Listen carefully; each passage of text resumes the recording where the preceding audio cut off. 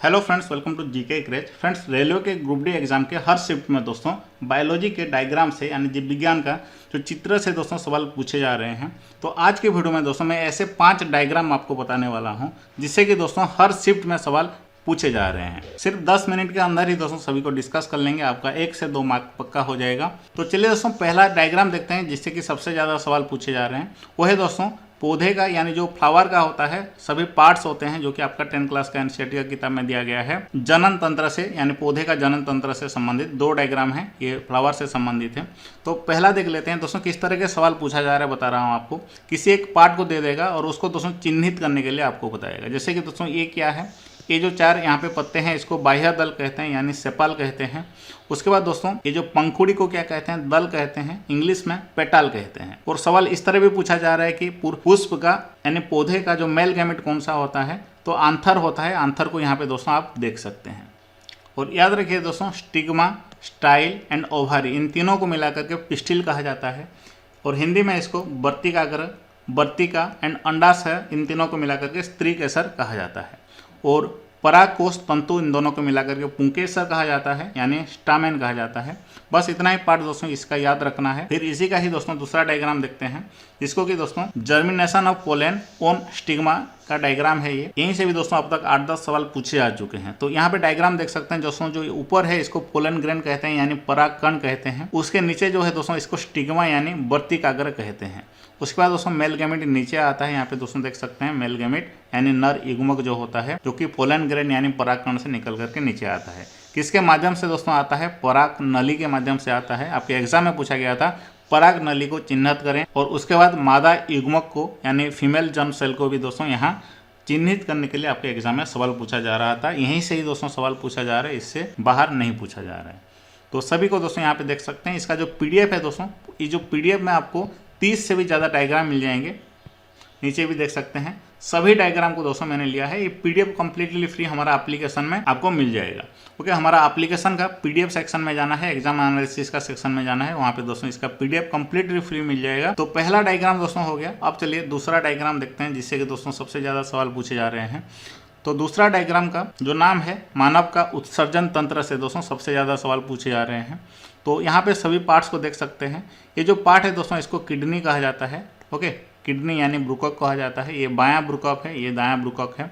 उसके बाद दोस्तों ये महाधमनी है। यहाँ पे दोस्तों देख सकते हैं ये महाधमनी है। ओके, आपके एग्जाम में महाधमनी को चिन्हित करने सवाल पूछा गया था, महाशिरा को चिन्हित करने सवाल पूछा गया था। तो यहाँ पे देख सकते हैं दोस्तों ये जो है आपका महाधमनी है। ओके, और महाशिरा कौन सा है, ये जो ग्रीन कलर, सॉरी जो ब्लू कलर का है, ये महाशिरा है। उसके बाद ये मूत्राशय यानी इसको दोस्तों ब्लाडर कहते हैं, यूरिनरी ब्लाडर कहते हैं। और नीचे जो है दोस्तों इसको यूरेथ्रा कहते हैं। उसके बाद याद रखना है दोस्तों ये जो बीच का है इसको पेल्विस कहा जाता है। ये जो बाहर दोस्तों है इसको मेडुला कहा जाता है। और ये जो सेक्शन को दोस्तों कॉर्टेक्स कहा जाता है। एग्जाम में ये भी पूछा गया था, कॉर्टेक्स किसको कहा जाता है। ओके, इंग्लिश में इसको डोर्सल एओर्टा कहते हैं, वेना केवा इस तरफ को कहते हैं। और ये किडनी के ऊपर दोस्तों क्या होता है, किडनी के ऊपर एड्रेनल ग्लैंड होता है जो कि एक एंडोक्राइन ग्लैंड है। ओके, तो इस डायग्राम से इतना ही याद रखना है। और इस डायग्राम का पार्ट 2 यहाँ पे देख सकते हैं। ये उत्सर्जन तंत्र का इसको दोस्तों स्ट्रक्चरल यूनिट कहा जाता है। तो यहाँ पे देख सकते हैं एक ब्रुकाणु इसको कहते हैं, ब्रुकाणु की रचना यानी स्ट्रक्चर ऑफ ए नेफ्रॉन। तो सभी को दोस्तों देखिए यहाँ पे इसको संग्राहक वाहिनी यानी कलेक्टिंग डक्ट कहा जाता है। ये सभी मूत्र को दोस्तों कलेक्ट करता है। तो सभी पार्ट्स को डिटेल्स में देखिए दोस्तों। ये जो ऊपर है दोस्तों इसको ब्रांच ऑफ रेनल आर्टरी कहते हैं यानी ब्रुकक धमनी की शाखा कहते हैं। उसके बाद उसके नीचे क्या है दोस्तों, ब्रुकक शिरा की शाखा। ये धमनी का शाखा है, ये शिरा की शाखा है, यानी ये जो रेनल आर्टरी का ब्रांच है ये रेनल वेन का ब्रांच है। ओके दोस्तों, उसके बाद कैपिलरी जो यहाँ पे नीचे दोस्तों देख सकते हैं इसको कैपिलरी कहा जाता है। उसके बाद दोस्तों इसको ब्रुकाणु का नलिकाकार भाग कहा जाता है यानी ट्यूबुलर पार्ट ऑफ नेफ्रॉन कहा जाता है। और सबसे महत्वपूर्ण क्या है दोस्तों, सबसे महत्वपूर्ण है ये जो कैप्सूल यानी इसको बाउनमान कैप्सूल दोस्तों कहा जाता है, बोमन संपुट हिंदी में कहते हैं। और जो बीच में होता है यानी ये जो अंदर होता है इसको ग्लोमरुलस कहते हैं। तो पूरा डायग्राम को दोस्तों यहाँ से देख लीजिए और यहीं से ही बार बार सवाल पूछे जाते हैं। तो 2 डायग्राम हो गए। तो चलिए दोस्तों आप तीसरा डायग्राम देखते हैं। ये डायग्राम दोस्तों है आपका breakdown of glucose in various pathway यानी भिन्न पथों द्वारा ग्लूकोज का विखंडन। ओके, देख सकते हैं दोस्तों यहाँ पे ग्लूकोज एक 6 कार्बन अणु होता है जिसका फॉर्मूला क्या होता है, C6H12O6 होता है। एक कोशिका द्रव्य में पायरूवेट बन जाता है। आपके एग्जाम में सवाल पूछा गया था पायरूवेट में कितने अणु होते हैं, कार्बन के कितने अणु होते हैं। तो 3 अणु होते हैं दोस्तों, और इसका जो विखंडन से बहुत सारा एनर्जी भी निकलता है। ग्लूकोज से जब दोस्तों ये पायरूवेट बनता है, एनर्जी भी उसके साथ यानी ऊर्जा भी निकलता है। उसके बाद दोस्तों याद रखिए ईस्ट में ये ऑक्सीजन का अनुपस्थिति में होता है इसका विखंडन। उसके बाद उससे दोस्तों निकलता है इथेनॉल, कार्बन डाइऑक्साइड एंड ऊर्जा निकलता है। और याद रखिए ऑक्सीजन का अभाव से दोस्तों जो विखंडन होता है हमारा पेशी कोशिका में होता है, जिससे कि दोस्तों लैक्टिक अम्ल एंड ऊर्जा निकलता है। ओके, यहाँ से ये जो लैक्टिक अम्ल है 3 कार्बन अणु का एक अम्ल होता है। और ऑक्सीजन का उपस्थिति में कहाँ पे ये विखंडन होता है, माइटोकॉन्ड्रिया में होता है, जिससे कि दोस्तों जल भी निकलता है, ऊर्जा भी निकलता है, और साथ साथ कार्बन डाइऑक्साइड गैस भी निकलता है। ओके, याद रखिए इंग्लिश में भी एक बार रिवाइज कर लेते हैं। ग्लूकोज का दोस्तों साइटोप्लाज्म में ब्रेकडाउन होता है।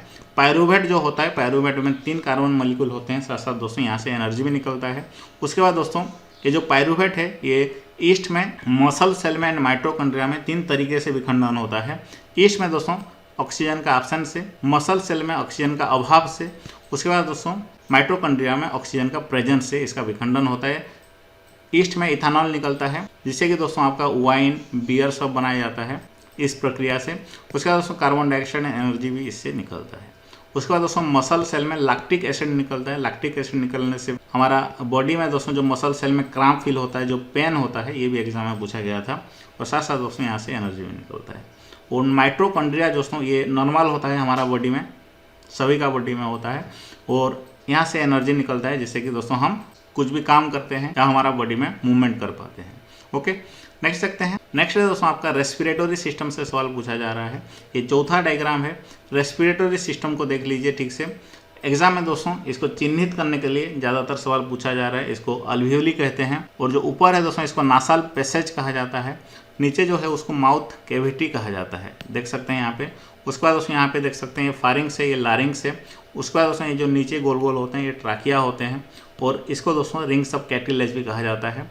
और देख सकते हैं दोस्तों जो पहला ब्रांच है दोनों तरफ जा रहा है यहाँ पे, इसको ब्रोंकाई कहा जाता है। ब्रोंकाई से जो ब्रांच निकलता है उसको ब्रोंकियल्स कहते हैं। ओके, और ये गोल गोल यहाँ पे होते हैं इसको दोस्तों अल्वेलर सेक कहते हैं। और नीचे जो है दोस्तों इसको डायफ्राम कहते हैं। और बाहर दोस्तों हड्डियाँ हैं जिसको कि रिब्स कहते हैं। हिंदी में भी दोस्तों आपको यहाँ पे देख लीजिए, डायरेक्ट दोस्तों सवाल पूछे जा रहे हैं। अल्वियोली यानी कुपिका इसको कहा जाता है। और यहाँ पे देख सकते हैं इसको शोषणिकाएँ कहा जाता है। उसके बाद दोस्तों ये जो ब्रांच को शोषणी कहा जाता है, शोषणिका कहा जाता है, कुपिका कोष कहा जाता है, डायफ्राम इसको कहा जाता है, देख लीजिए। और यहाँ जो नीचे है इसको कंड कहा जाता है, ऊपर का जो हिस्सा है ग्रसनी कहा जाता है। उसके बाद ऊपर जो है मुख गुहा कहा जाता है। उसके बाद दोस्तों ये श्वास नली आपका एग्जाम में सवाल पूछा गया था। उसके बाद दोस्तों पसलियाँ जो हैं यहाँ पे देख सकते हैं, इसको रिब्स इंग्लिश में कहा जाता है। तो 4 डायग्राम हो गए। 5वां डायग्राम दोस्तों सबसे महत्वपूर्ण है, जो कि एग्जाम में पूछा जा रहा है बार बार। आपका हार्ट से संबंधित यानी सर्कुलेटरी सिस्टम से संबंधित आपका पूछा जा रहा है। तो हार्ट का दोस्तों यहाँ पे देख सकते हैं मानव हृदय का जो लंगिट्यूडिनल सेक्शन यानी काट दृश्य जो है देख सकते हैं। तो ध्यान से देखिए, यहाँ जो दोस्तों ब्लड का जो एंट्री हो रहा है ये शरीर का ऊपरी भाग से आता है। ओके, ऊपरी भाग से यानी दोस्तों वेना कैवा के थ्रू से आता है। और ये जो नीचे है, ये जो बॉडी का हमारा निचला हिस्सा है यानी चेस्ट से निचला हिस्सा से दोस्तों यहाँ से ब्लड एंट्री करता है, यानी लोअर बॉडी पार्ट से एंट्री करता है। कहाँ एंट्री करता है? जहाँ पे एंट्री करता है ये बॉक्स को क्या कहा जाता है? इसको राइट एट्रियम कहा जाता है, यानी दायां अलिंद कहा जाता है। उसके बाद ये है बायां अलिंद। ओके, उसके बाद दोस्तों ब्लड एंट्री करने के बाद यहाँ पे पंपिंग का काम किया जाता है। किसके द्वारा दोस्तों? वेंट्रिकल के द्वारा पंपिंग किया जाता है। पंपिंग करने के बाद दोस्तों ये आपका लंग्स में जाता है प्यूरिफिकेशन के लिए, यानी साफ सफाई के लिए जाता है। और फुसफुस धमनियाँ यानी पुल्मोनरी वेन्स इसको कहते हैं, सॉरी पुल्मोनरी आर्टरी कहते हैं। ओके दोस्तों, लंग्स के जाने के बाद यानी फुसफुस को जाने के बाद वहाँ पे प्योर होता है हमारा ब्लड। उसके बाद का क्या होता है? उसके बाद दोस्तों फुसफुस से और एक बार आता है। ओके, कहाँ पे? हार्ट में आता है। फुसफुस सिराएं के माध्यम से आता है, जिसको कि दोस्तों पुल्मोनरी वेन्स कहा जाता है। और ये कहाँ आता है दोस्तों? बायां अलिंद यानी लेफ्ट आर्ट्रियम में आता है। उसके बाद दोस्तों फिर से पंपिंग होता है। ब्लड पंपिंग होने के बाद दोस्तों पूरा बॉडी में हमारा ये फैल जाता है। किसके माध्यम से? एओर्टा के माध्यम से। तो एग्जाम में सवाल पूछा जाता है दोस्तों, फुसफुस को जाने के बाद ब्लड जो होता है वो इम्प्योर होता है, यानी ऑक्सीजन उसमें नहीं होता है। लेकिन फुसफुस से आने के बाद ऑक्सीजनेटेड ब्लड आता है, यानी उसमें ऑक्सीजन का मिश्रित होकर के आता है। तो ऑक्सीजन का मिश्रित होकर के दोस्तों ब्लड कहाँ घुसता है, तो ये याद रखिए दोस्तों बायां अलिंद में घुसता है, यानी लेफ्ट आर्ट्रियम में घुसता है। कंसेप्ट थोड़ा इसका आना चाहिए जिससे कि दोस्तों आपके एग्जाम में सवाल पूछे जा रहे हैं। और उसके बाद दोस्तों जो अशुद्ध ब्लड आकर के कहाँ घुसता है, ये दोस्तों हमारा दायां अलिंद यानी राइट एट्रियम में घुसता है। तो इसका जो एक विस्तृत डायग्राम है यहाँ पे देख सकते हैं। ये है दोस्तों हमारा हार्ट और ये है दोस्तों फुसफुस, ये है फुसफुस कोशिकाएं। इसका दोस्तों एक डिस्क्रिप्टिव डायग्राम भी यहाँ पे देख सकते हैं जिससे कि दोस्तों आप पूरी तरह से इसको जान सकते हैं। तो यहाँ पे दोस्तों देख सकते हैं ये है हमारा हार्ट, ओके, ये है दोस्तों फुसफुस और ये है हमारा बॉडी का दूसरा पार्ट्स, ओके, फुसफुस को छोड़ करके। तो देख सकते हैं हमारा बॉडी का जो दूसरा पार्ट है, ऊपर पार्ट है, निचला पार्ट है हार्ट का, उससे दोस्तों महाशिरा के माध्यम से कहाँ जाता है, ये आपका राइट आर्ट्रियम यानी दायां अलिंद में जाता है। तो राइट आर्ट्रियम यहाँ पे देख सकते हैं। उसके बाद दोस्तों ये पंपिंग होता है फुसफुस को, फुसफुस के बाद दोस्तों ये नीचे फिर आता है और उसके बाद फिर से पंपिंग होता है हमारा बॉडी पार्ट में। तो सभी पार्ट को भी देखिए दोस्तों किसके माध्यम से एग्जाम में सवाल पूछा जा रहा है, किसके माध्यम से अशुद्ध ब्लड जाता है, किसके माध्यम से शुद्ध ब्लड आता है। उसके बाद दोस्तों कौन किसको पंप करता है, ब्लड यहाँ से पंपिंग होने के बाद किसके माध्यम से बॉडी में जाता है, तो एओर्टा के माध्यम से जाता है। तो इस डायग्राम को रट लेंगे तो सारे के सारे क्वेश्चन आपको आ जाएंगे। ओके दोस्तों, इसी तरह के सारे एक्सपेक्टेड डायग्राम हमारा एप्लीकेशन में आपको मिल जाएगा। आपका जो एंडोक्राइन सिस्टम से भी बहुत सारे सवाल पूछे जा रहे हैं। तो हमारा एप्लीकेशन में मैं आपको दिखा देता हूँ कहाँ पे मिलेगा। यहाँ पे देख सकते हैं दोस्तों, ये है हमारा PDF सेक्शन। और दोस्तों आपको बता दूँ किसी भी टॉपिक का दोस्तों हमारा बायोलॉजी का, केमिस्ट्री का, फिजिक्स का दोस्तों सभी का टॉपिक वाइज क्विज मिल जाएगा। वहाँ से दोस्तों एक बार रिवाइज कर लीजिएगा सभी पार्ट को, जिससे कि दोस्तों आपको एग्जाम में ज़्यादा से ज़्यादा मार्क लाने में मदद हो। तो डाउनलोड कर लीजिए इस वीडियो का डिस्क्रिप्शन बॉक्स में दोस्तों, डिस्क्रिप्शन बॉक्स। उसके बाद दोस्तों सभी को प्रैक्टिस कर लीजिएगा। फिर मिलते हैं नेक्स्ट वीडियो में। धन्यवाद।